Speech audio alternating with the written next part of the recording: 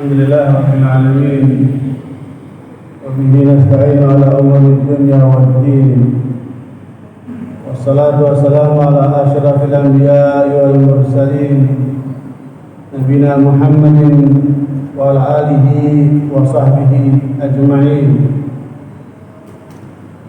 يا أيها الذين آمنوا اتقوا الله حق تقاته ولا تموتن إلا وأنتم مسلمون. سبحانك لا علم لنا إلا ما علمتنا إنك أنت العليم الحكيم. اللهم لا سهل إلا ما جعلته سهلا وأنت تجعل الحزن إذا شئت سهلا. ما بعد. Bapak Ibu jamaah maghrib Masjid Darussalam rahimani wa rahimakumullah. Pada malam hari ini kita akan membahas satu tema yang berjudul jadikan rumahmu kiblat. Bukankah kiblat kita itu ke Ka'bah? Dan kiblat nabi-nabi terdahulu ke Baitul Maqdis. Nabi SAW ketika di Mekah ibadahnya menghadap ke Baitul Maqdis, Palestina. Sampai 16 bulan di Madinah salatnya masih menghadap kiblat dari Baitul Maqdis, Palestina. Baru setelah itu dialihkan kiblatnya ke Mekah. Tapi kenapa kemudian ada ungkapan jadikan rumahmu kiblat? Ini terungkap dalam surat Yunus ayat yang ke-87. A'udzubillahi minasyaitonir rajim. Wa wahayna ila Musa wa akhihi an tabawwa'a liqaumikuma bi Misra buyutan waj'alu buyutakum qiblatan wa aqimus shalah wa basyiril mu'minin. Dan telah kami wahyukan kepada Musa dan saudaranya yaitu Harun, tinggallah kalian bersama kaum kalian di Mesir di rumah-rumah dan jadikanlah rumah-rumah itu kiblat buat kalian. Jadikan sholat dan berikan kabar gembira kepada orang-orang yang beriman. Ibnu Abbas, seorang mufassir yang didoakan oleh Rasulullah, Allahumma faqih ta'wil, Allahumma faqih fiddin wa alim ta'wil. Ya Allah, berikanlah anak ini pemahaman yang dalam terhadap agama ini dan berikan dia penguasaan terhadap Al-Quran. Ibnu Abbas kemudian menjadi ahli tafsir, menafsirkan ayat ini, menjadikan rumah kiblat itu, kata beliau, adalah menjadikan rumah itu pusat ibadah. Makanya rumah yang digunakan untuk ibadah itu rumah yang sakinah mawaddah warahmah, rumah yang tentram, rumah yang penuh dengan kenikmatan. Dan itu Ibnu Qayyim rahimahullah menyebutkan ayat yang ke-21 surat Ar-Rum yang biasa dibaca dalam acara-acara pernikahan. Wa min ayatihi an khalaqa lakum min anfusikum azwajan litaskunu ilaiha wa ja'ala bainakum mawaddatan wa rahmah inna fi dzalika laayatin liqaumin yatafakkarun. Di antara tanda-tanda kebesaran Allah menjadikan dari kalian pasangan-pasangan kalian agar dalam rumah tangga kalian memperoleh sakinah, mawaddah, warahmah. Dan itu menjadi pelajaran bagi orang-orang yang berpikir. Ada namanya sakinah, mawaddah, warahmah ini adalah hadiah dari Allah kepada keluarga yang taat kepada Allah. Makanya di dalam hadis Muslim Rasul mengatakan khairu mata'id dunya al-mar'atu. Bagi lelaki ini apa yang paling berharga di dunia ini? Bukan villa, bukan kendaraan, bukan emas, bukan permata itu. Sebagai harta yang dimiliki oleh kaum lelaki adalah istri yang salihah. Betapa ruginya seorang lelaki yang punya kekayaan melimpah tapi kemudian tidak memperoleh istri yang soleh. Justru itu kekayaan yang paling mahal. Karena itu begitu pula bagi kaum wanita. Harta yang paling berharga berharga bagi kaum wanita apa? Suaminya itu. Bila di Bait Manasai datang seorang perempuan menghadap Rasulullah SAW. Kemudian Rasulullah bertanya kepada dia, "Ada anti ba'lin anti? Kamu punya suami?" Kata perempuan itu, "Iya, saya punya suami." Maka Nabi bertanya berikutnya, "Kaifa anti minhu?" Bagaimana sikapmu kepada suamimu itu? Maka perempuan itu menjawab, "La alu juhdan illa ma'ajiztu." Saya senantiasa berusaha maksimal untuk berbakti kepada suamiku itu, kecuali aku nggak mampu. Mungkin lagi sakit, mungkin lagi safar, ya aku nggak mampu. Aku tidak mampu melakukannya. Itulah kelemahan. Maka Nabi menasihatkan kepada perempuan ini, "Unduri anti minhu, fa innahu jannatuki aw nar." Perhatikan engkau terhadap suamimu itu, karena suamimu itu surgamu atau neraka. Luar biasa. Makanya rumah tangga dalam Islam itu adalah merupakan bagian yang tidak terpisahkan dalam fitrah manusia. Dalam kategori the basic needs of human being. Rumah tangga itu kebutuhan dasar manusia, tapi dia posisinya ketiga. Posisi pertama apa? Manusia butuh apa? Butuh agama. Itulah yang Allah katakan dalam surat Ar-Rum ayat ke-30. Fa'aqim wajhaka lid-din hanifa fitratullah allati fatara an-nas 'alaiha la tabdila li khalqillah dzalika ad-dinul qayyim walakin aktsarun nas la ya'lamun. Kata Allah, arahkan wajahmu di atas agama yang lurus ini, karena itu sesuai dengan fitrah yang kamu ciptakan di atasnya, dan tidak ada perubahan fitrah pada manusia itu. Tetapi itulah agama yang lurus. Hanya saja kebanyakan manusia tidak paham. Karena tidak paham agama itu nomor satu. Yang dikejar pekerjaan, yang dikejar proyek, yang dikejar kedudukan, yang dikejar apa itu? Fasilitas. Padahal yang terpenting itu dalam hidup ini agama. Kalau orang tidak memperoleh agama yang benar, hancur dunia, hancur akhirat. Makanya kata Allah, arahkan wajahmu di atas agama ini. Makanya agama adalah bagian pertama daripada the basic needs of human being. Kalau dalam bahasa Arabnya namanya fitrah.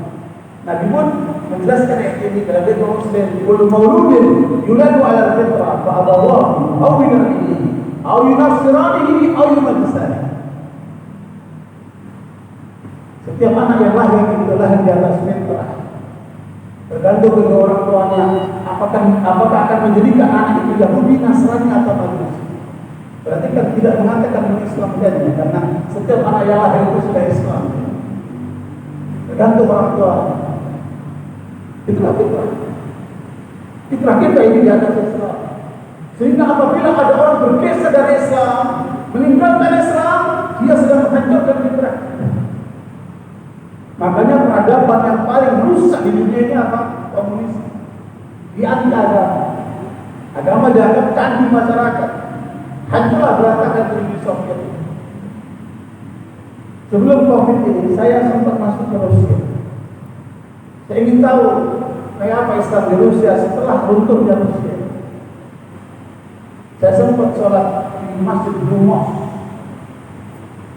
Ya.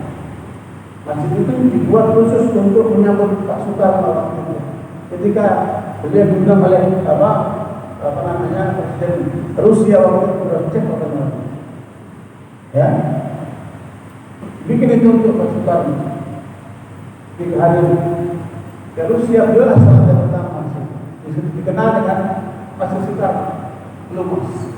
Itu 4 tingkat. Subhanallah, saya sholat Jumat di sana. Terakhir luar biasa saya, 4 tingkat masjid itu penuh. Dan bukan dengan orang tua, kebanyakan anak-anak muda. Saya bisa menuntut dari orang tua, rata-rata anak muda. Kemudian saya tanya sama guide-nya itu, bagaimana perkembangan Islam setelah Rusia runtuh? Kata beliau, dulu Rusia, Uni Soviet, pada saat komunis itu begitu dominan, menguasai negara-negara seluruhnya di wilayah itu. Jumlah masjid cuma ada 500, itu pun sudah banyak juga. Sekarang ini sudah 5.000 lebih. Jadi mulai 92 runtuhnya Uni Soviet itu, sekarang sudah 5.000. Perkembangannya luar biasa sekali. Sempat kemudian saya ke Uzbekistan, pulangnya itu kena lockdown. Di sempat 4 hari saya tertahan, tidak bisa pulang, kena lockdown. Ya bang, Uzbekistan, alhamdulillah dengan pendekatan lewat duta besar kita di sana, kita diizinkan pulang. Airport dinyalakan khusus untuk pesawat kita. Luar biasa pengalaman itu. Nyampe di Jakarta kena PSBB. Akhirnya di rumah terus saya bilang sama istri saya, kalau kamu bosan lihat saya ngomong, saya tak pergi. Kata dia, jangan di rumah aja, kalau kamu pergi pasti tak lagi di rumah aja. Alhamdulillah dari PSBB itu saya menghasilkan 2 buku karangan. Nah, di antaranya saya katakan, ini bahasan kita hari ini.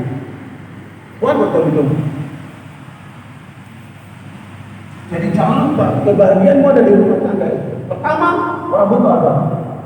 Meninggalkan agama, tunggu saja kehancuran. Makanya tadi saya kedatangan seorang tamu, seorang dai yang lagi kuliah di Mesir. Ya, sepertinya dia baru bertemu dengan seorang wakil bupati makan bersama dan menyaksikan betapa melihat orang kaya itu dengan apa? Dengan kekayaan itu menunjukkan kemewahan. Saya bilang ada pernyataan ulama dalam kitab Raudatul Uqala yang jalan berwala, orang yang berilmu agama tapi tidak punya harta seperti orang yang punya kaki tapi tidak punya sandal. Banyak kita jalannya. Tapi orang yang punya harta tapi tidak punya ilmu agama, dia seperti punya sandal tapi tidak punya kaki. Apa artinya sandal kalau tidak ada kaki? Dunia. Begitu pentingnya agama. Makanya Imam Syafi'i, Imam Ahmad, Imam Abu Dawud dan ulama yang lalu itu mengatakan kita butuh agama melebihi kita butuh air minum. Kita butuh agama melebihi daripada oksigen yang kita hirup. Kalau tidak dapat minum, tidak dapat oksigen maksimal kita mati. Tapi kalau tidak dapat agama, hancur dunia dan akhirat. Wa may yabtaghi ghayra al-islami dinan falan yuqbala minhu wa huwa fil akhirati minal khasirin. Siapa yang tidak memperoleh Islam ini sebagai agama, Allah tidak butuh orang seperti itu. Dan di akhirat nanti dia akan menjadi orang yang merugi. Na'udzubillah. Karena itu sekalian, agama ini harus menjadi perhatian kita dan didik anak-anak kita untuk mereka paham agama sebelum mereka paham ilmu pengetahuan itu. Habibie rahimahullah sebelum wafat beliau memberikan kuliah di Mesir, dapat para mahasiswa. Dan beliau menyadari pada masa akhir hayatnya itu, kalau saya ditanya sama Tuhan kepada mana yang lebih penting bagi kamu, iman atau teknologi? Maka Habib mengatakan iman lebih dulu daripada teknologi. Tadi saya butuh teknologi. Ya. Makanya kalau bisa dapat dulu. Tapi mana yang lebih utama? Iman lebih utama daripada teknologi. Karena teknologi itu hanya fasilitas hidup. Makanya saya sekalian, agama itu adalah kami sebagai kebutuhan dasar kita. Jangan lupa itu. Yang kedua, the basic needs of human being apa itu? Sandang, pangan, ya butuh makan, butuh minum, butuh rumah, butuh apa? Hidupan ini kan. Silakan. Penuhi kebutuhanmu. Ya, dari mulai yang sederhana sampai kamu mewah itu silakan saja. Islam itu halal. Memang halal itu. Nah, itu kebutuhan dasar manusia itu. Baru yang ketiga dia butuh apa? Rumah tangga. Jangan lupa.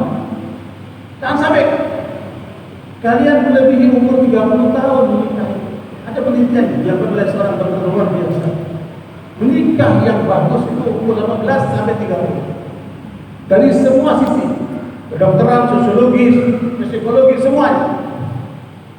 Tetapi yang terbagus antara 24 sampai 26. Nabi kita menikah umur 25, itulah the best. Para pemuda itu harus sadar itu. Ya, dan jangan menikah di atas umur 30. Itu ada apa? Ada nilai yang kurang bagus. Makanya orang kalau lewat 30, soal ketakutan dia kalau menikah. Ya, jangan sampai lewat itu. Makanya rumah tangga itu adalah tempat kita menikmati kehidupan ini. Kebahagiaan kita itu ada di rumah tangga. Kalau seseorang tidak bahagia di rumahnya, jangan berharap dia akan bahagia di villa-villa, di gunung-gunung, di lautan-lautan, mana-mana saja. Jadikan baiti jannati, rumahku adalah apa? Surgaku. Kenapa? Di rumah itu ada siapa? Paling tidak ada pasangan suami istri. Itu ada orang tua, bapak ibu, atau ada kakek nenek di atas. Ada anak, ada cucu. Nanti di sebelah kanan itu ada paman dari bapak, dari ibu, ya, dan keturunan. Itulah keluarga. Dan penentuan rumah tangga ada pada siapa? Pada suami istri. Makanya ada 4 jenis rumah tangga itu. Yang pertama, rumah tangga yang suaminya soleh, istrinya soleh. Itu Nabi Ibrahim. Lahirlah itu dari Hajar, lahirlah sampai Ismail, Nabi. Dari Sarah, lahirlah itu Ishak. Dan dari Ishak ini turunan nabi-nabi semua. Ishak, Yakub, Yusuf, terus sampai Nabi Isa alaihissalam. Itulah disebut dengan Bani Israel.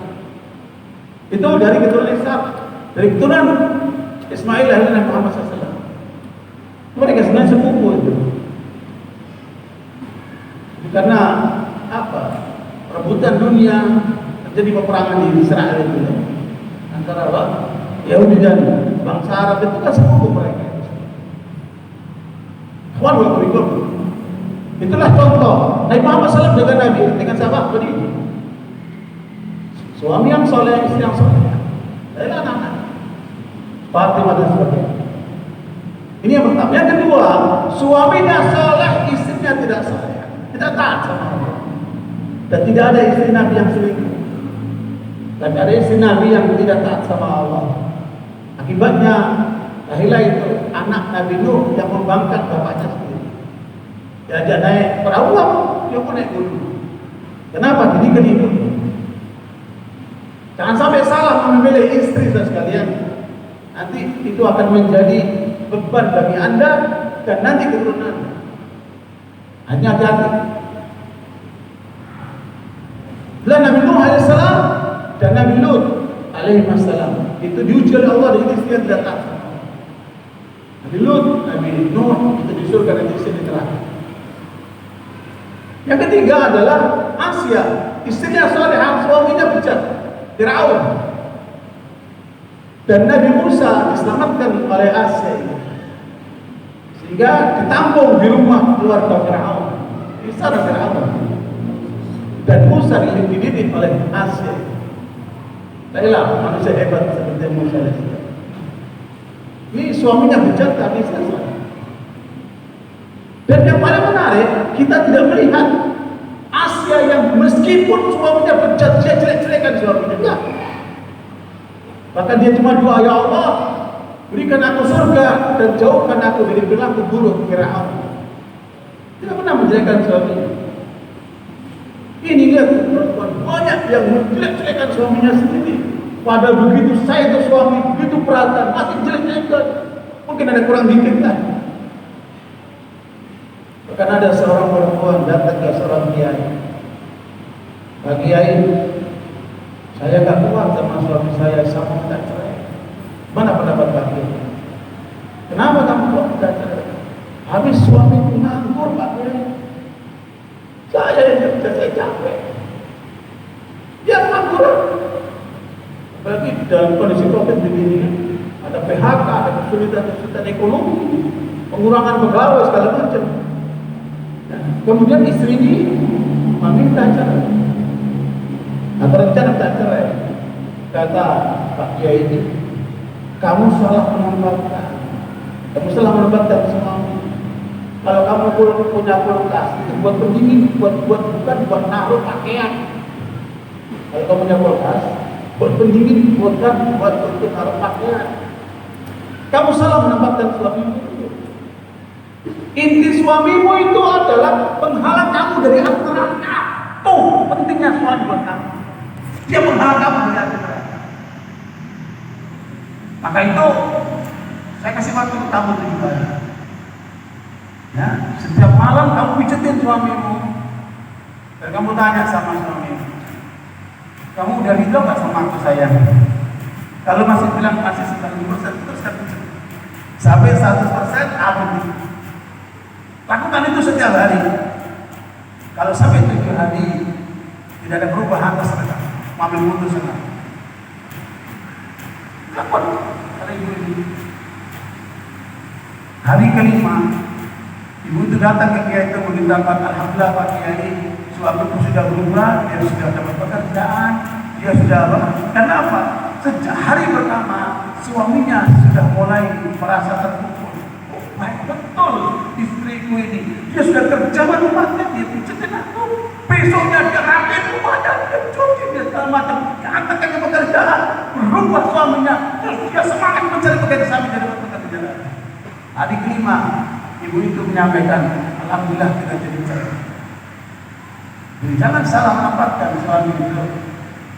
Ya, hanya untuk sebatas memberikan nafkah. Begitu pula kaum bapak-bapak. Ya, kalau kita lihat istri kita itu luar biasa pengorbanannya untuk kita.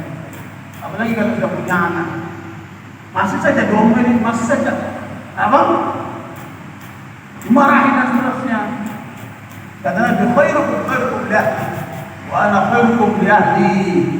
Sebaik-baik kalian yang terbaik kepada istri, dan aku yang terbaik kepada istri.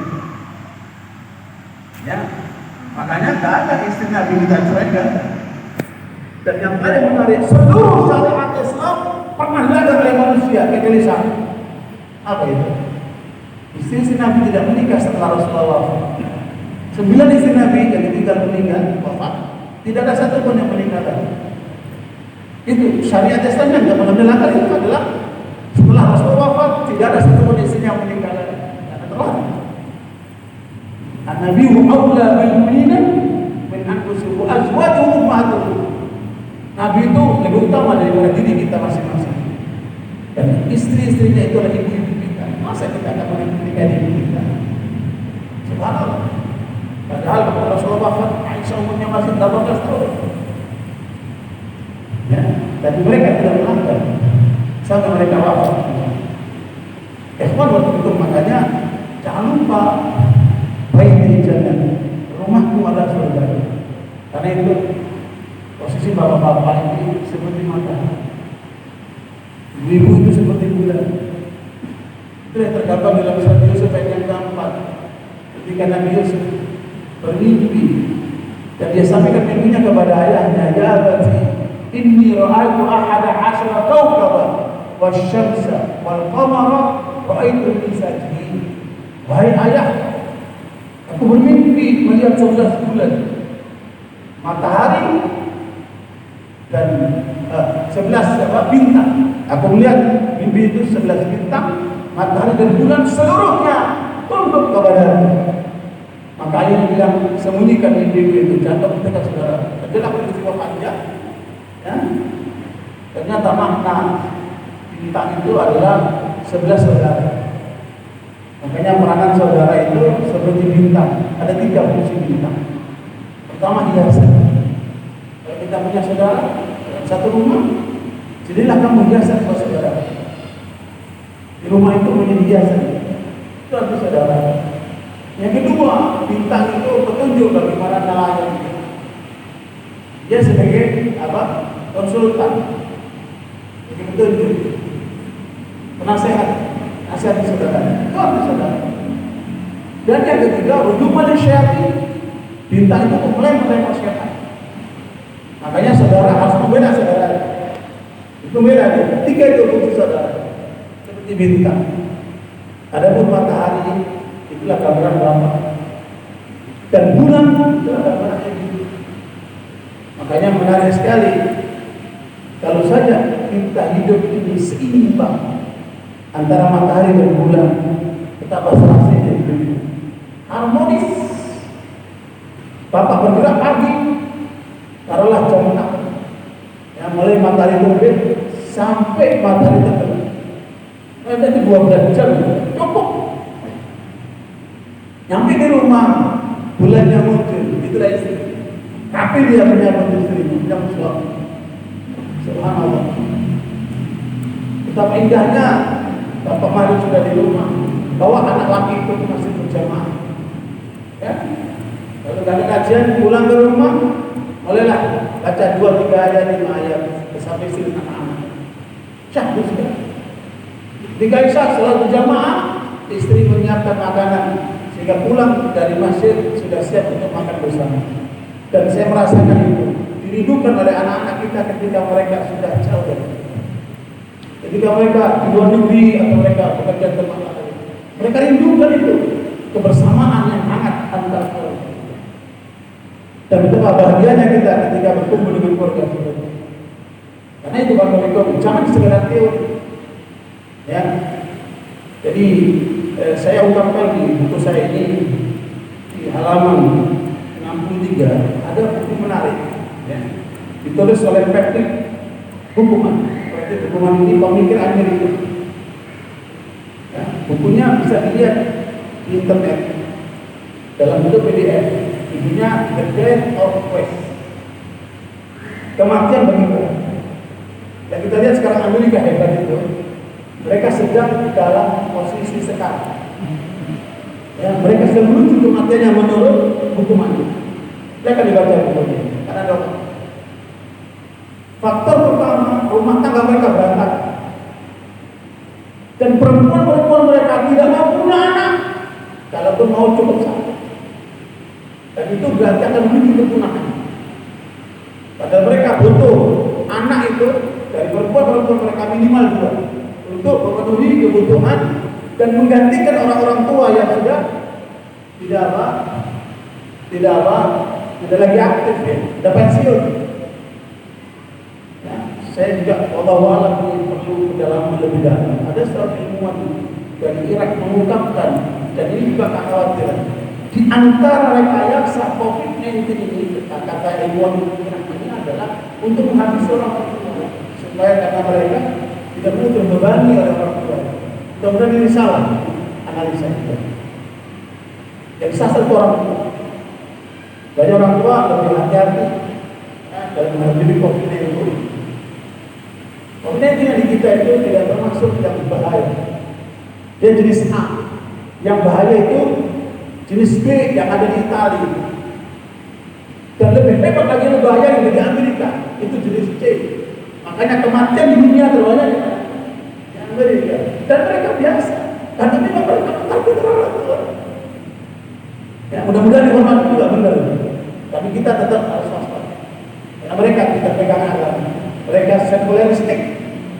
40% yang di barat itu hasil penelitian menyebutkan mereka sudah ateis atau D. Ya, kalau ateis itu anti Tuhan, kalau D itu percaya Tuhan tapi tidak mau beragama. Itu 40%. Menurut hukuman ini, kehidupan rumah tangga mereka, dan saya menyaksikan di Australia, ya, betapa rusaknya kehidupan rumah tangga mereka, yang tidak banyak lagi diikat dengan perkawinan. Kata mereka, just piece of paper. Kita itu cuma apa? Kita kertas, kata mereka. Dia punya banyak kawan di Australia itu, anaknya banyak tapi tidak lalu menikah. Ya. Bagaimana hubungannya? Kumpul-kumpul. Saya termasuk. Ketika saya kuliah di Australia, saya ditawari oleh kawan di satu kelas itu, di atas 6 ayat.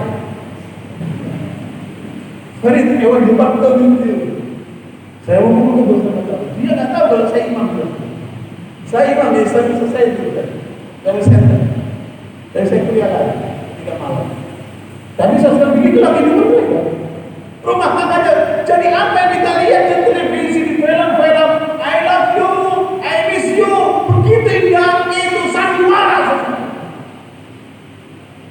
kehidupan mereka.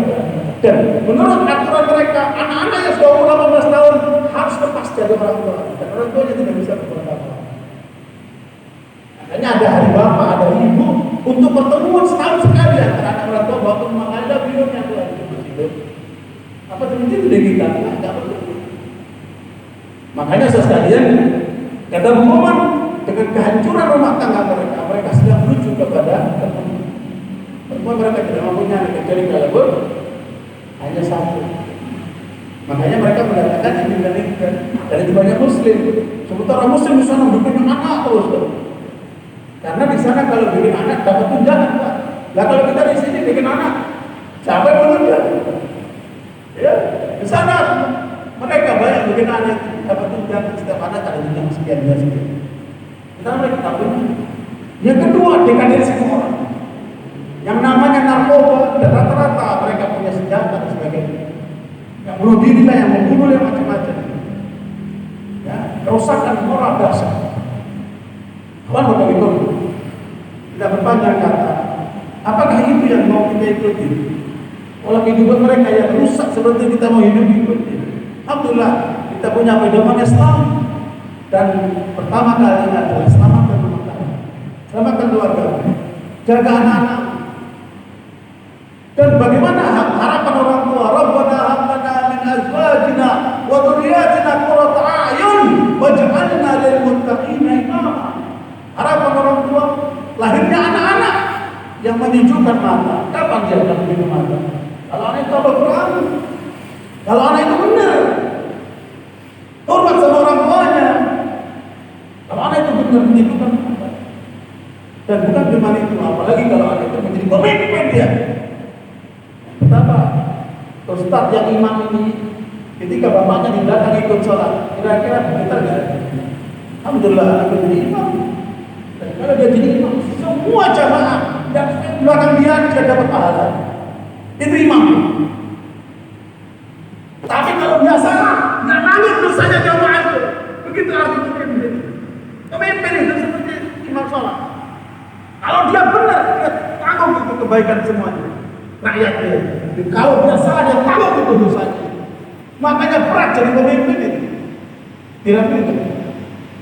Makanya kita siapkan diri kita, minimal memimpin diri kita, minimal memimpin keluarga kita, minimal. Kullukum ra'in wa kullukum mas'ulun 'an ra'iyah. Karena itu bapak itu dalam rumah tangga jangan bikin sepanjang kehidupan jatuh 3 bulan 4 bulan. Rumah tangga apa itu? Rapuh. Di dalam surat An-Nahl ayat 72 Allah mengajarkan kepada kita, wallahu ja'alakum min anfusikum azwajan wa ja'ala min azwajikum banina wa hafadan wa razaqakum min at-thayyibat afa bil batini yu'minuna wa bi ni'matillahi hum yakfurun. Ya, Allah jadikan dari diri kalian pasangan-pasangan yang istri. Dari istri mula lahirlah anak dan cucu. Ya, dan Allah yang memberikan rezeki. Maknanya kita didorong oleh Allah dalam rumah tangga yang panjang sampai dilahirkan anak-anak dan cucu-cucu. Betapa indahnya. Saya tadinya cuma mendengarkan kata seorang kakek akan cinta kepada cucunya melebihi kepada anaknya. Ternyata saya rasakan betul. Apalagi cucunya yang pintar ngambil hatinya, terus megang-megang janggut, terus kalau perlu nggak usah ngaji, nggak bisa di rumah aja sama cucu. Semakin lucunya itu kan luar biasa. Apalagi cucunya mulai apa Quran, baru baca. Karena itu bapak itu rumah kebagian ada dua dalam rumah tangga. Sebelum di luar-luar. Makanya jadikan rumah tanggamu tempat untuk beribadah. Saya buat catatan sebelum ini. Ya, sebelum saya jawab ini. Kalian tidak jadikan rumahmu pusat ilmu. Satu kali untuk dialog diskusi antara keluarga kita. Yang kedua, tingkatkan hubungan dengan Allah dalam rumah tangga kita itu, karena disitulah ada keberkahan. Yang ketiga, jangan ada kemaksiatan dalam rumah tangga kita, karena itu akan menjadikan kehancuran rumah tangga kita. Ya, jangan ada yang haram bawa ke rumah, uang korupsi, uang riba, jangan bawa yang haram ke rumah kita, nanti akan bikin rumah tangga kita rusak. Yang keempat, tingkatkan amal soleh kita dalam rumah kita itu. Baik hablum min Allah maupun hablum minan nas. Kemudian yang kelima, banyaklah berinfak, yang bersedekah, si makan orang dan seterusnya. Kemudian yang keenam, bersihkan kalbu, jangan ada dengki, iri dan seterusnya, bersihkan itu. Saya tanamkan terhadap anak saya, mungkin bagus sekali untuk ditiru, karena saya juga tiru orang lain melihat kenyataan itu dan hasilnya luar biasa. Apa itu? Kalau ada anak saya berantem satu sama lain, itu saya temukan supaya jabat tangan maaf-maafan, kemudian yang ini cium jidatnya yang ini cium jidatnya yang ini. Dan hasilnya apa? Ketika mereka besar, itu saling menyayangi satu sama lain. Luar biasa hasilnya. Nah, praktekkan itu. Kalau punya cucu suka berantem aja, maaf-maafkan, cium-ciuman itu luar biasa, akan menjadikan mereka saling berkasih sayang. Kemudian sekalian, yang ketujuh, manfaatkan waktu, efektifkan waktu di rumah itu. Jangan buat tidur aja, apalagi bengong, manfaatkan waktu, butuh baca gitu apa. Mikir yang benar lah itu. Kemudian yang ke-8, berpikir yang positif. Ya, apalagi melihat istri dan anak, pikir yang positif. Dan juga bisa kita merancang banyak hal ke depan di rumah kita itu. Ya. Alhamdulillah saya juga menghasilkan 17 langkah untuk menjadikan umat Islam ini kuat. Jadi negara ini mengharapkan umat Islam ini hebat. Karena mayoritas penduduk negara ini apa? Muslim. Muslim kita ini harus kuat. Meskipun kenyataannya kita masih menguasai cuma 12% berdasarkan. Kita butuh langkah-langkah ke depan. Bagaimana misi negara ini adalah mencerdaskan, mensejahterakan, dan melindungi tumpah darah, serta kemudian berpolitik bebas aktif untuk kepentingan nasional. Nah, umat Islam harus mengarah ke sana, ya, membantu negara ini supaya kita maju bersama. Karena di 2045 kata Bambang Brojo sampai itu mengatakan bahwa di 2045 income per kapita masih bisa sudah diperkirakan $12.000. Sekarang masih $4.000. Nah, makanya di sini juga harus upaya untuk meningkatkan ekonomi. Ya. Kemudian ke-9, berkhidmat kepada keluarga dan orang-orang datang ke rumah, tamu-tamu, kita bantulah mereka, ringankan istrimu. Ya. Kemudian yang ke-10 adalah ambillah pelajaran sebanyak mungkin. Ya, atas semua peristiwa yang terjadi. Kita lihat di berita dan macam-macam. Ambillah pelajaran semua itu. Mudah-mudahan dengan itu kita bisa memfungsikan rumah tangga kita menjadi pusat ibadah dan lahirkan anak-anak hebat dari rumah. Saya sedang sekarang lagi mengarang Muslim from zero to hero. Bagaimana menyiapkan anak dari lahir sampai jadi apa? Hero gitu. Ini akan saya proses. Mudah-mudahan selesai insyaallah. Dan mungkin untuk menutup waktu di samping asar atau sampai isya, mungkin ada pertanyaan yang bisa terperkaya insyaallah. Silakan para jemaah sekalian yang ingin mengajukan pertanyaan.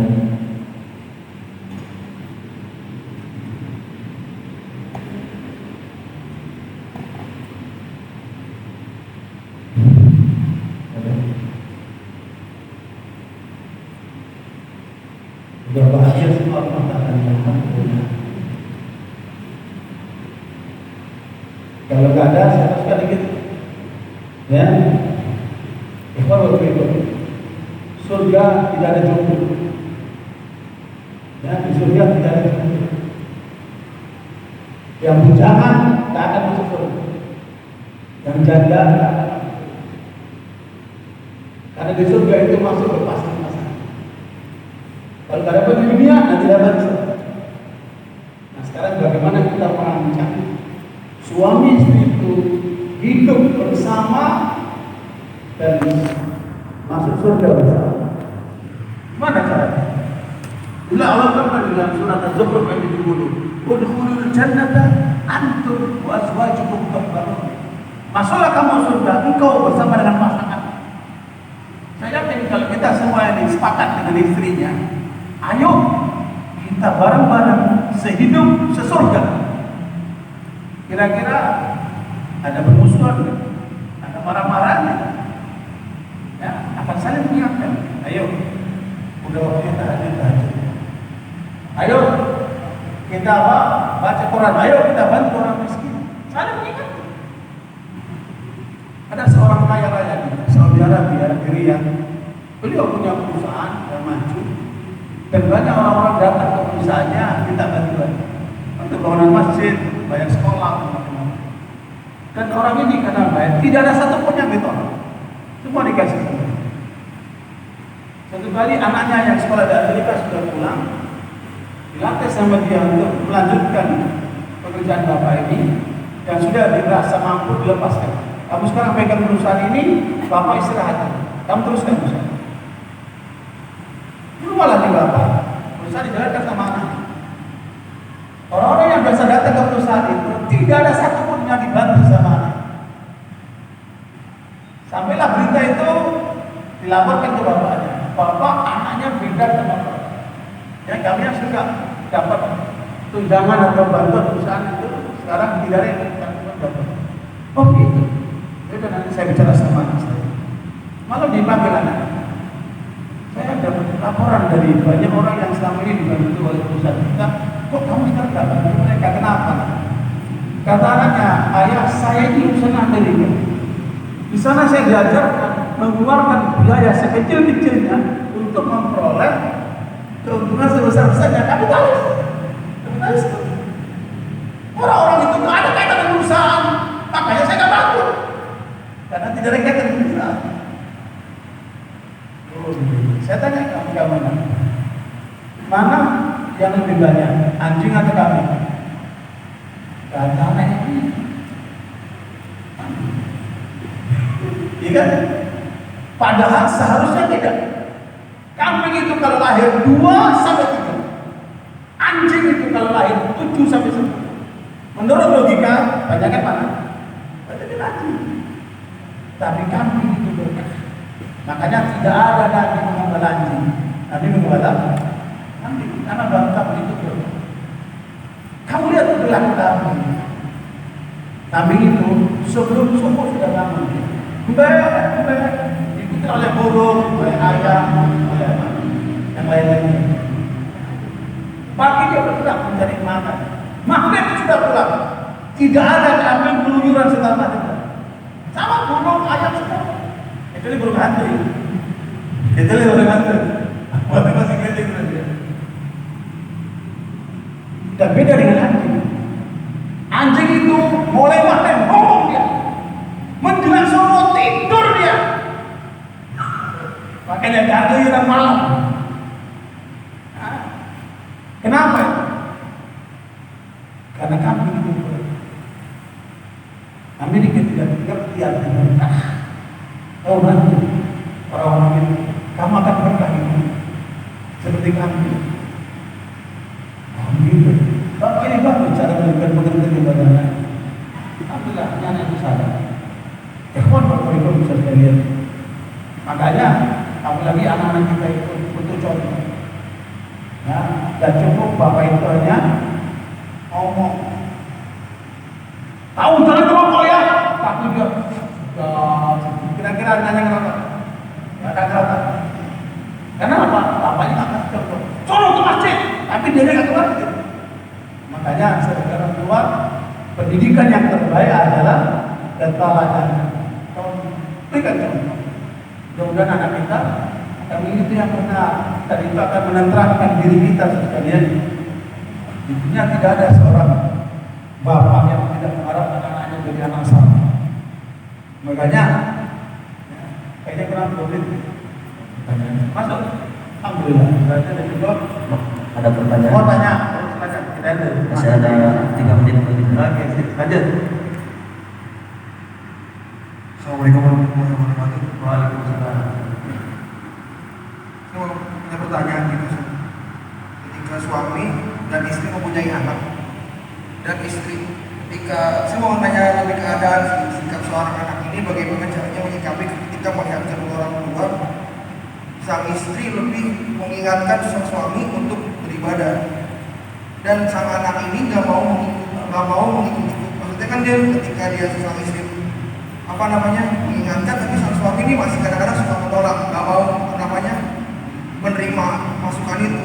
Nah anak ini tuh dia nggak bisa masuk ke situ karena nggak beranggapan, karena dia nggak mau mencampuri urusan kedua orang tua ini.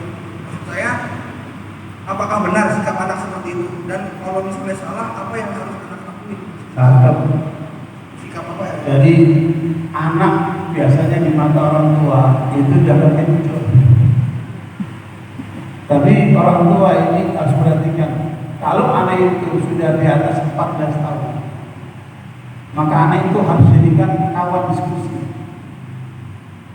Kalau kemudian anak itu mau mengingatkan orang tuanya, ya gak mau dengarkan nasihat ibunya atau istrinya itu, maka berikan percontohan, berikan cerita.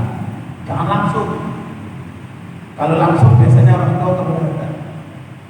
Ya, makanya kita perlu memberikan satu cerita atau ngasih buku atau taruh buku di meja supaya bapaknya itu baca. Banyak cara. Tapi kalau orang tuanya terbuka itu enak. Apalagi anaknya dari 18 tahun itu dia sudah dewasa. Sudah punya kepribadian.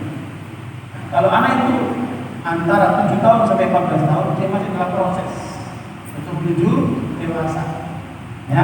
Nah, di situ kalau tidak bisa menasihati, bisa lewat ayahnya, bisa lewat ibunya, tolong nasihati ayah, bisa, ya. Atau bikin tulisan lah, yang sebenarnya bisa dibaca ayahnya sehingga terlanjur. Kalau nggak bisa langsung seperti itu. Jadi polanya seperti itu sehingga tidak merasa menggurui orang tuanya, karena orang tua tidak suka digurui. Ya, dengan pola-pola itu mudah-mudahan dia menjadi sadar. Tapi yang terpenting apa? Doa. Jangan lupa doakan orang. Ya, jangan lupa itu. Karena itu yang terpenting untuk bisa merubah itu. Tetaplah di langit semua orang berdoa. Ya. Dan istri tetap menasihati secara bijak, tidak harus dengan kata-kata, tapi juga paling penting adalah dengan perbuatan. Yang terpenting juga itu, kalau saya menyaksikan banyak suami nggak berani atas doa istri-istrinya itu jadi berubah. Ya, Bapak-Ibu semoga bermanfaat karena waktu Isya sudah masuk. Terima kasih sebenarnya. Saya berterima kasih kepada Assalamualaikum warahmatullahi wabarakatuh.